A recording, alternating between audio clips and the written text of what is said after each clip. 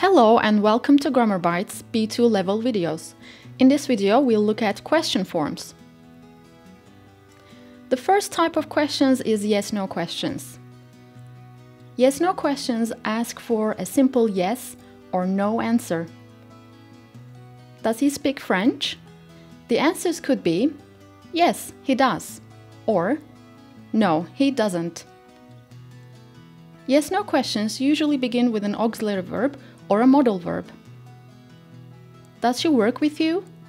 In this sentence, does is the auxiliary verb, she is the subject, and work is the main verb. Can we sit here? In this example, yes-no question begins with a modal, can, and continues with the subject and the verb. Let's see an example dialogue. Could you take this cake back, please? Is there a problem, ma'am? Yes, it smells funny. I'm so sorry. Would you like something else? No, thanks. The second type of questions is the WH questions.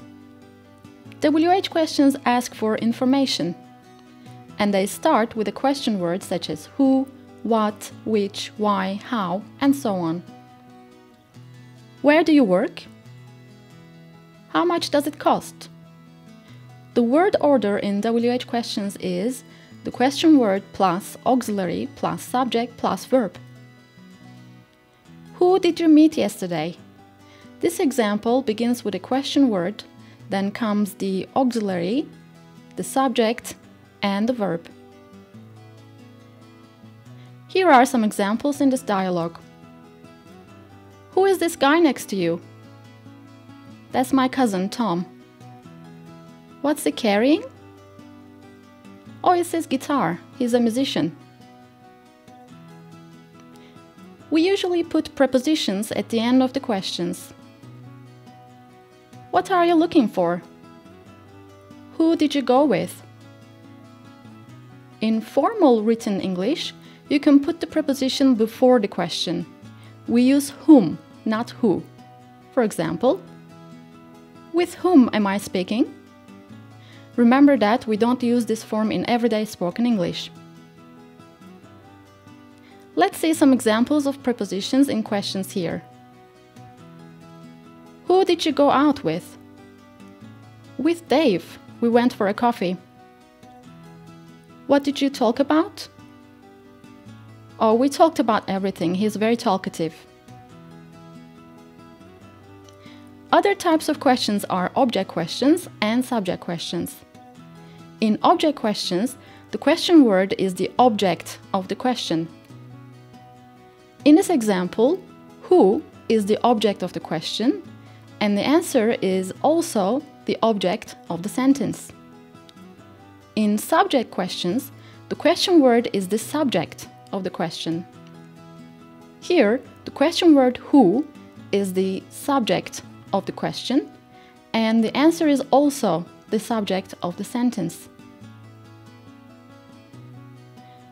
Note that in subject questions, you don't use an auxiliary verb.